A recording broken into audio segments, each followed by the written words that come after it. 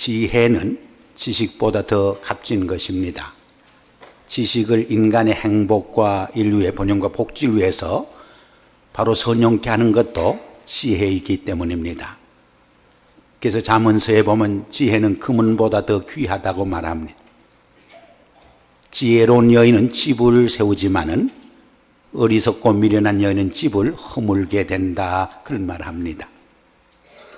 한 아버지가 아들을 붙잡아 놓고 성공적인 삶을 살기 위해서는 두 가지를 잘해야 한다고 타일렀습니다. 하나는 성실이고 다른 하나는 지혜라고 말했습니다.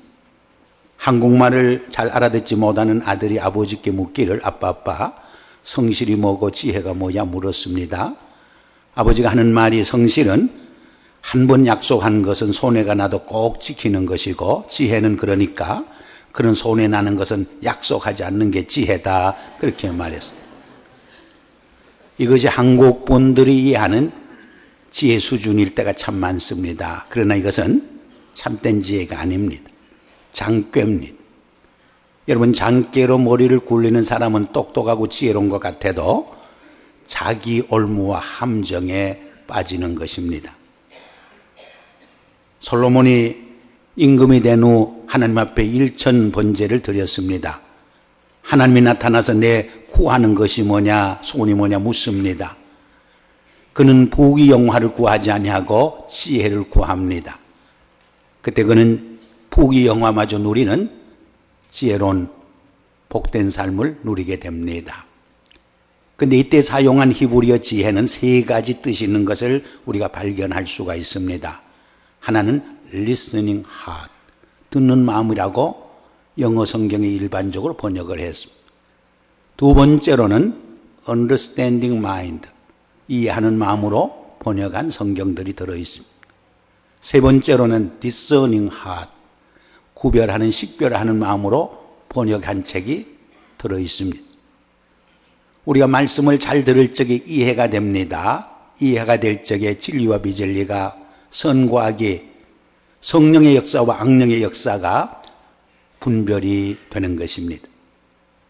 성경에 보면 하나님은 지혜의 원천이라고 말합니다. 그러므로 우리 크리스찬들이 하나님의 말씀을 잘 경청하며 살 적에 지혜로운 삶을 살게 됩니다. 1년 반 전에 카트리나 허리케인이 나서 많은 인명피해와 재산의 피해를 입고 미국 국제사회에서 망신까지 당했습니다. 근데 사실은 수년 전부터 많은 분들이 워닝을 했대. 위험하다 워닝을 했는데 많은 사람들이 듣지 않았습니다. 설마 하다가 큰 봉변을 당하고 어려움을 겪었습니다. 우리가 성경을 읽어보면 성경에 보면 하나님이 우리에게 많은 워닝을 줍니다. 이렇게 살면 지혜롭게 인생을 살고 저렇게 살면 미련하게 산다고 말합니다. 이렇게 살면 영생을 살고 저렇게 살면 영원히 멸망당한다고 말합니다. 이렇게 살면 천국 생활하고 저렇게 살면 지옥 생활을 한다고 경고합니다. 이렇게 살면 행복하고 성공적인 삶을 살고 저렇게 살면 불행하고 실패하는 인생을 산다고 경고합니다. 그러나 많은 사람들이 듣지 않습니다. 설마 하다가 봉변을 당함, 심판을 받는 모습을 우리가 보게 됩니다. 여러분, 2007년을 우리가 어떻게 살 적에 참으로 지혜로운 삶을 사는 것이겠습니까? 오늘 본문을 중심으로 몇 가지 함께 묵상하기를 바랍니다. 사도 바울은 세월을 아끼며 사는 것이 참 지혜로운 삶이라 그렇게 우리에게 가르쳐 줍니다. 오늘 본문 15절과 16절 말씀 같이 한번 읽기를 원합니다. 그런즉 너희가 어떻게 행할 것을 자세히 주의하여 지혜 없는 자 같이 말고 오직 지혜 있는 자 같이 하여 세월을 아끼라. 때가 가니라. 여러분, 시간은 돈보다 훨씬 귀한 것입니다. 돈은 잃었다가도 다시 벌 수 있습니다. 그러나 잃어버린 지나간 시간은 되돌릴 수 없습니다. 그래서 어떤 점에서는 시간이 곧 생명이라고도 말합니다. 2007년 한 해 삶은 주어진 날들을, 시간들을 무엇을 위해서 어떻게 사느냐가 우리의 삶을 결정해 줍니다. 영어에 이런 말이 있습니다. Yesterday is history, tomorrow is mystery, today is a gift. 어제는 역사이고 내일은 무슨 일이 일어날지 모르는 미지에 속하는 신비고 오늘은 하나님이 주신 선물이란 뜻입니다. 그래서 영어의 현재란 말, present란 말 속에는 선물이란 뜻을 담고 있습니다. 여러분이 2007년 하루하루에 하나님이 주시는 선물을 무엇을 위해서 어떻게 살아가기를 원하십니까? 서양 속담에 보면 세 가지 되돌이킬 수 없는 게 있어. 한 번 쏘아버린 화살, 한 번 뱉어버린 말, 그리고 지나간 시간과 기회라고 말합니다. 그래서 히랍의 신화에도 기회라고 하는 여신은 앞머리만 있고 뒷꼬리가 없어서 앞에서 잡아야지 그 후에는 잡을 수 없다고 말하고 있지 않습니까? 벤자민 프랭클린의 이야기 중에 시간에 대한 좋은 에피소드가 있습니다. 한 번은 책방에 가서 1불짜리 책을 흥정하게 되었습니다. 85센트 달라고 흥정을 했더니 안 된대. 흥정을 하다 보니까 한 20분 흘러갔습니다. 주인이 1불 15선을 내라고 합니다. 아니 깎아주기는커녕 왜 돈을 더 내라 했더니 흥정하는 동안 돈보다 더 중요한 시간이 흘러서 더 많이 차지해야 된다는 거예요. 그때 벤자민 프랭클린은 시간에 대한 아주 중요한 교훈을 배웁니다. 그래서 그 후에 시간 관리를 잘함으로 아주 훌륭한 성공적인 삶을 살고 많은 사회에 영향력을 공헌을 하게 됩니다. 여러분 오늘날도 성공적인 삶을 살기 위해서는 두 가지를 잘해야 한다 그러지 않습니까? 하나가 conflict management. 두 사람 이상 모이면 갈등이 생겨요. 이 갈등을 부정적으로 다루면 불화가 생기고 분열이 생김. 그러나 긍정적으로 다루면 개인과 공동체 영적 성장의 밑거름이 됩니다. 두 번째는 타임 매니저먼트, 시간 관리를 잘하는 것이 대단히 중요합니다. 어떤 분이 자기 일주일의 시간 사용표를 평가해 봤어요. 일주일 168시간 중에 3분의 1은 56시간인데 잠자는데 허비했어. 또 다른 3분의 1, 56시간은 먹고 살기 위해서 직장에서 허비했어. 나머지 56시간을 분석해 봤더니 한 20시간은 세끼 하루 밥 먹는데 다 허비했어. 또 한 20시간은 자동차 타고 왔다 갔다 하는데 허비했어. 나머지 16시간은 목욕하고 세수하고 화장하고 텔레비 보고 신문 보고 골프 치는데 다 허비했습니다. 정말 하나님의 말씀을 묵상하고 기도하며 하나님과 영적 교제를 나누고 사랑을 실천하고 이웃과 축복을 나누는 시간은 거의 없는 것을 보고 부끄러웠다는 이야기. 여러분, 여러분의 일주일 시간 사용표는 어떻습니까? 2007년 여러분이 무엇을 위해서 어떻게 살아가길 원합니다. 새해는 좀 더 말씀 묵상하고 하나님과 깊은 영적 사랑의 교제를 나누고 자기 영성을 위해서 자기 성숙을 위해서 사랑을 실천하고 이웃과 삶을 나누기 위해서 더 많은 시간을 할애해야 되지 않겠습니까? 그때 지혜로운 인생을 살게 됩니다. 우린 남은 날들을 계수해보는 지혜를 가지고 살아야 합니다. 60대가 되면 한 60%가 가고 70대가 되면 한 70%가 가고 80대가 되면 80%가 가고 90대가 되면 90%가 간대요. 또 이런 말도 있어요. 40대는 지식의 평준화가 이루어져요. 공부를 많이 한 분이나 적게 한 분이나 큰 차이가 없어요. 50대는 잘난 사람과 못난 사람이 평준화된대. 잘나봤자 거기가 거기에.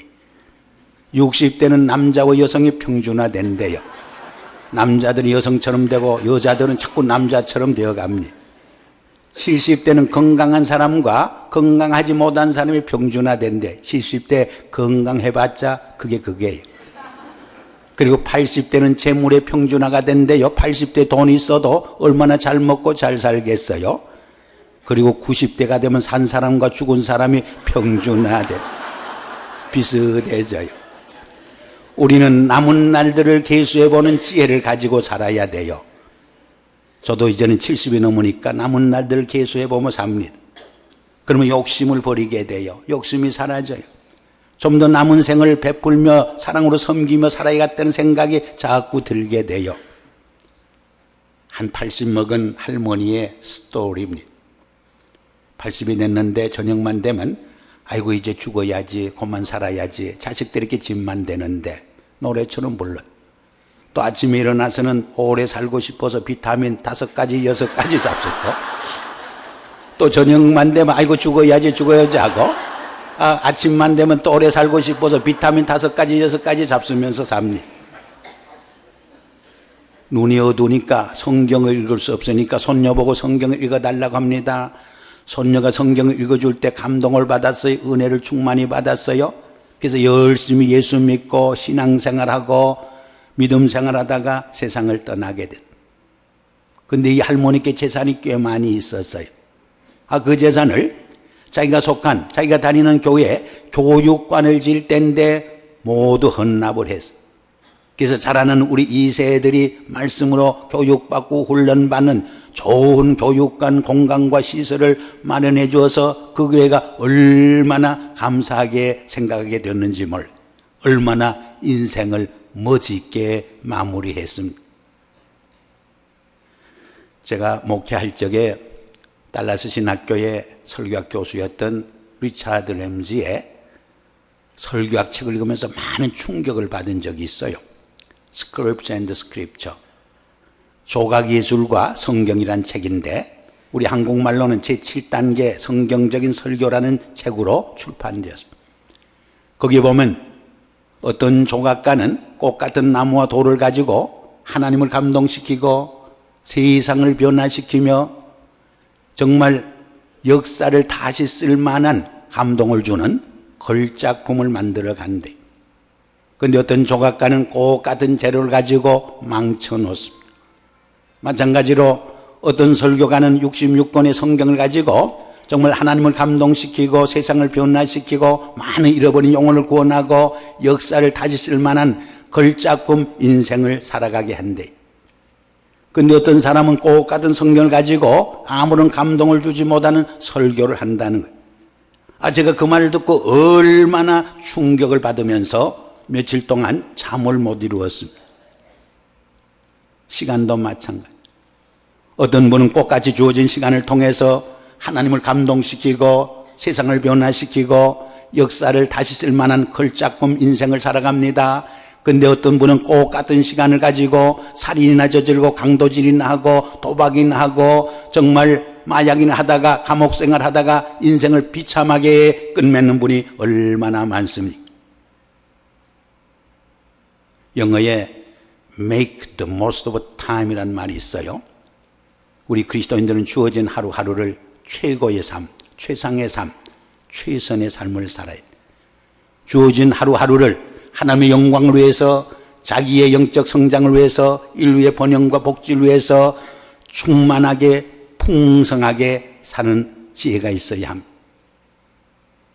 어거스틴은 어제는 지나간 시간이기 때문에 내 시간이 아니고 내일은 다가오진 시간이기 때문에 다가오지 않은 시간 때 내 시간이 아니라고, 오직 이 시간만이 하나님이 주신 내 시간이라고 표현했어요. 옳은 말이에요. 톨스토이는 선이 뭐냐? 바로 이 시간 여기서 here and now 가장 가까운 사람에게 사랑을 실천하는 것이 선이라고 그랬어요. 어떤 분은 다른 사람에게 멀리 가서는 사랑을 잘 베풀고 정말 도와주면서도 가장 가까운 남편과 아내 사이에, 부모와 자식 사이에, 가장 가까운 이웃 사이에 그리스도의 사랑을 실천하지 못할 때가 얼마나 많습니다. 그때 그것은 위선적인 삶이 되는 것입니다. 우리말에는 시간이란 한 가지 표현밖에 없지만 헬라어로는 두 가지 다른 표현이 있지 않습니까? 하나는 크로노스고 다른 하나는 카이로스. 크로노스는 양적인 시간을 말해, 연대기적 시간을 말해. 여러분, 이런 시간은 100년, 200년을 살아도 무의미해질 수 있어요. 그러나 카이로스의 시간은 질적인 시간이요, 하나님의 영원한 생명에 잇대어 살아가는 삶을 말해요. 시간적인 존재가 하나님의 영원한 생명이 잇대어질 적에 회개 역사가 나타나고 예수 믿고 구원받고 새 사람 되고 정말 하나님의 영광을 위해서 새로운 역사를 창출해가는 창조적인 삶을 사는 것이 아니겠습니까? 예수님은 33년의 짧은 인생을 살았지만은 카이로스의 인생을 살았기에 하나님의 뜻을 실현하고 인류를 구원하고 역사를 변화시키는 위대한 삶을 살지 않습니까? 2002년은 이 카이로스의 시간을 사는 지혜를 가지기를 축원합니다. 우리 17절 말씀 읽습니다. 17절. 그러므로 어리석은 자가 되지 말고 오직 주의 뜻이 무엇인가 이해하라. 지혜로운 삶은 주의 뜻을 실현해가는 삶. 주어진 시간 속에서 제 욕심, 제 방법, 제 정욕대로 살 적에 어리석고 미련한 인생을 살아요. 그러나 주어진 시간 속에서 하나님의 방법대로 하나님의 말씀대로 주님의 뜻대로 살 적에 지혜로운 삶이 되고 복된 삶이 되는 거예요. 예수님은 내 양식은 나를 보내신 하나님의 뜻을 행하는 것이라고 말했어요. 또 그렇게 사셨어요. 마지막 십자가를 앞에 놓고도 할 수만 있으면 이 잔이 내게서 지나가게 하시옵소서. 그러나 내 원대로 마옵시고 아버지 원대로 되어지이다. 하나님의 뜻에 자기를 처복종시킴으로 온 인류를 죄에서 구속하는 메시아의 사명을 감당하고 하나님의 우편에 하는 영광스러운 삶을 살지 않습니까? 우리도 마찬가지. 나를 보내신, 세상에 보내신 하나님의 뜻을 분별하고 그것을 추구해 갈 적에 또 나를 통해서 이루고자 하는 하나님의 위대한 계획과 비전을 실현해 갈 적에 우리는 멋진 인생을 사는, 지혜로운 인생을 살게 되는 것입니다. 그런데 많은 그리스도인들이 자기가 하나님의 비서실장이나 되는 것처럼 제멋대로 하나님의 뜻을 해석할 때가 너무나 많아요. 자기에게 유리하면 하나님의 뜻으로 갖다 붙이고 불리하면 하나님의 뜻이 아니라고 해석할 때가 얼마나 많아요. 이런 우스운 이야기가 있잖아요. 어떤 신부님이 자동차를 타고 가시는데 이쪽에는 무섭게 생긴 수녀님이 타시고 이쪽에는 예쁘게 생긴 수녀님이 탔는데 이쪽에 기울어질 때는 주여 시험에 들지 말게 하옵소서 하고 이쪽으로 기울어질 때는 주여 뜻대로 하옵소서 했다는데 우리 그리스도인들이 그렇게 생각할 때가 얼마나 많아요. 제가 어떤 이민교회 갔더니 막 교회가 싸워서 둘로 갈라졌어요. 둘로 분열됐는데도 하나님의 뜻이라고 말하더라고요. 여러분, 그건 하나님의 뜻이 아니에요. 하나님의 마음을 아프게 한 사건이, 성령님을 슬프게 한 사건이, 마귀의 장난에 노란한 사건이. 여러분, 우리는 하나님의 뜻을 바로 분별하기 위해서 말씀을 조명해야 합니다. 기도 속에서 하나님의 지혜를 구하고 하나님의 음성을 들어야 합니다. 많은 신앙의 선후배들과 상담함으로 하나님의 뜻을 찾아가는 노력을 해야 하는 것입니다. 여러분, 하나님의 뜻은 우리가 모두 회개하고 하나님께 돌아옴으로 예수 믿고 구원받는 삶, 구원받고 변하여 새 사람 되는 삶, 예수 그리스도의 장성한 분량까지 성장하고 성숙해지는 삶인 것입니다. 데살로니가 전서 5장 16절 이하에 보면 우리가 잘 아는 말씀 있죠. 항상 기뻐하라, 쉬지 말고 기도하라, 범사에 감사하라. 이는 예수 그리스도 안에서 너희를 향한 하나님의 뜻이라고 말합니다. 하나님은 금년 한 해 동안 우리가 기쁘고 즐겁게 행복하게 살기를 원합니다. 하나님은 우리가 하나님과 깊은 영적 교제 속에 살아가기를 원합니다. 늘 감사하며 살아가기를 원합니다. 사랑을 실천하고 용서하며 살아가기를 원합니다. 축복을 나누며 살아가기를 원합니다. 특별히 잃어버린 많은 영혼을 하나님께 인도하는 삶을 살기를 원하시는 것입니다. 우리 세 번째로 18절과 19절 있습니다. 술 취하지 말라. 이는 방탕한 것이니 오직 성령의 충만을 받으라. 시와 찬미와 신령한 노래들로 서로 화답하며 너희의 마음으로 주께 노래하며 찬송하며. 술 취하지 아니하고 성령 충만한 삶이 지혜로운 삶이라고 말해요. 여러분, 술 취하면 주어진 시간 속에서 하나님의 뜻을 이루기보다는 자기 정욕대로 삶으로 방탕한 삶을 삽니다. 또 주어진 세월 속에서 하나님의 뜻을 이루고자 하면 내 노력만으로 불가능해. 성령님의 도움이 필요합니다. 성령이 능력을 주셔야 감당하게 되는 거죠. 우리가 성경에 보면 술 취한 삶과 성령 충만이 비슷한 점이 많아서 대조적으로 설명을 해요. 여러분, 초대교회 성도들이 성령 충만을 받았을 적에 세상 사람들이 새술에 취했다 그렇게 표현하지 않았습니까? 이 술 취한 사람 보면 제정신이 아니에요. 약간 돈 사람 같아. 술이 하자는 대로 막 끌려다니며 살아요. 성령 충만한 사람도 이제는 제 생각 제 뜻대로 못 살아요. 성령이 감동하고 인도하고 이끄는 대로 사는 것을 볼 수가 있어요. 또 술 취한 사람 보면 용감하고 담대해요. 속된 말로 간땡이가 부어 있어요. 쥐가 고양이 앞에서 꼼짝달싹 못하는데 고양이 앞에 큰 소리 치는 쥐가 있대. 술 취한 쥐. 야, 고양이 너 한번 나와보라. 큰 소리 치는데요.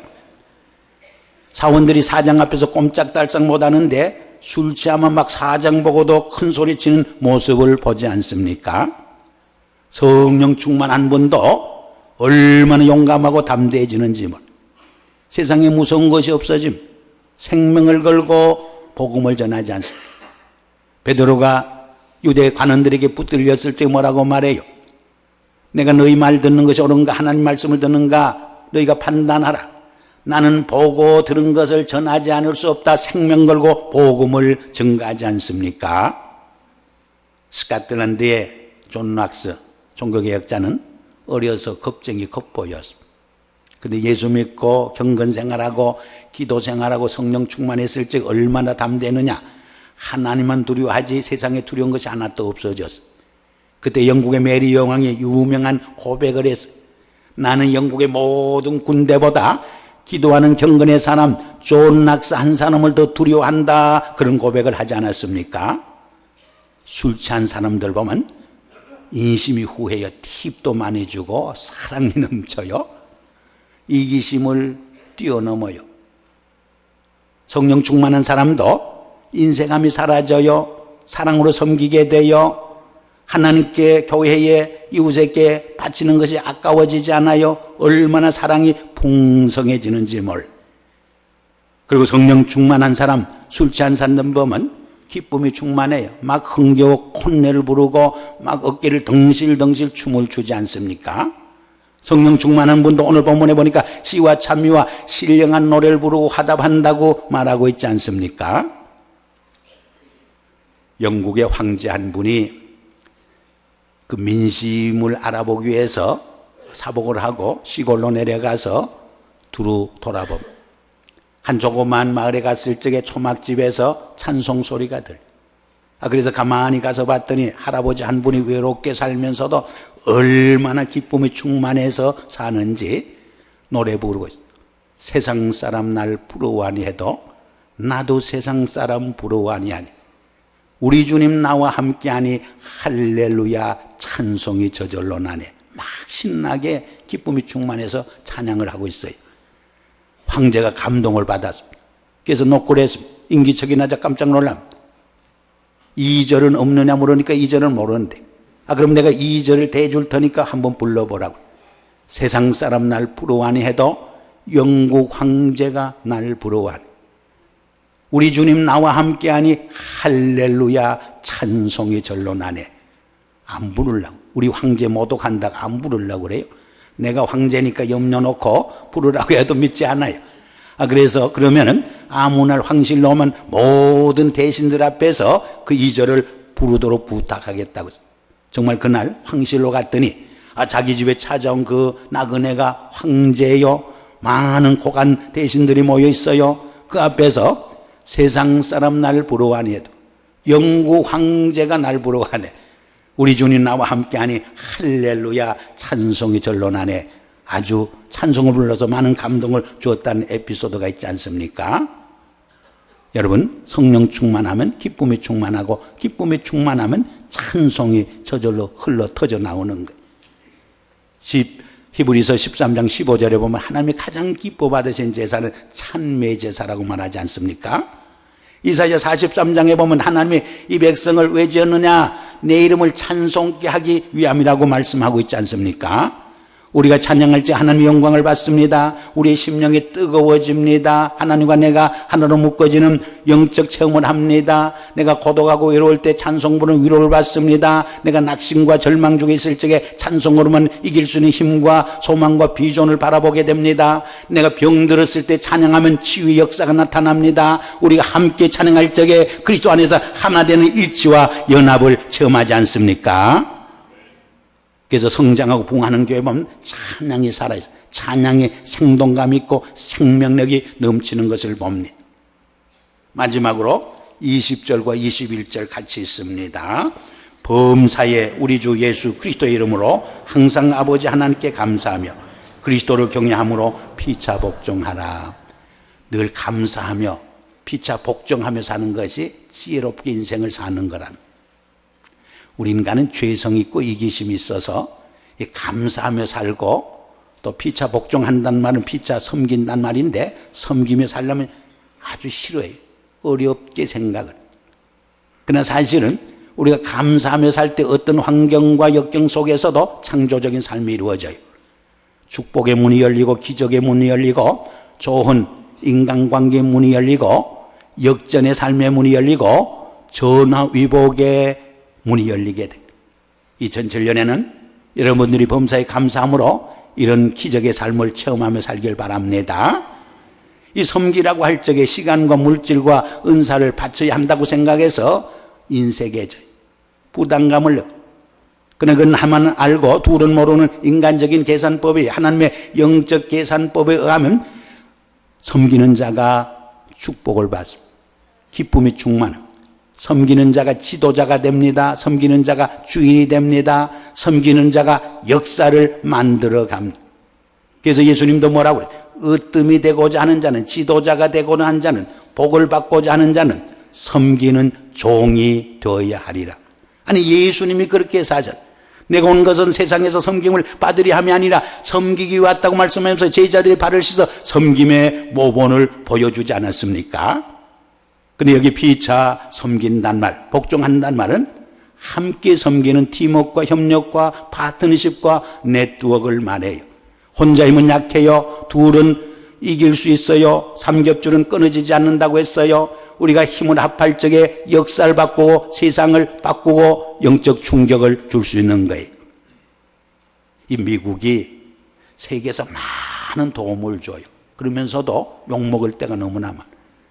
지난 몇 년 동안 이락에 쏟아부은 돈만 해도 4천억 불이 넘어요.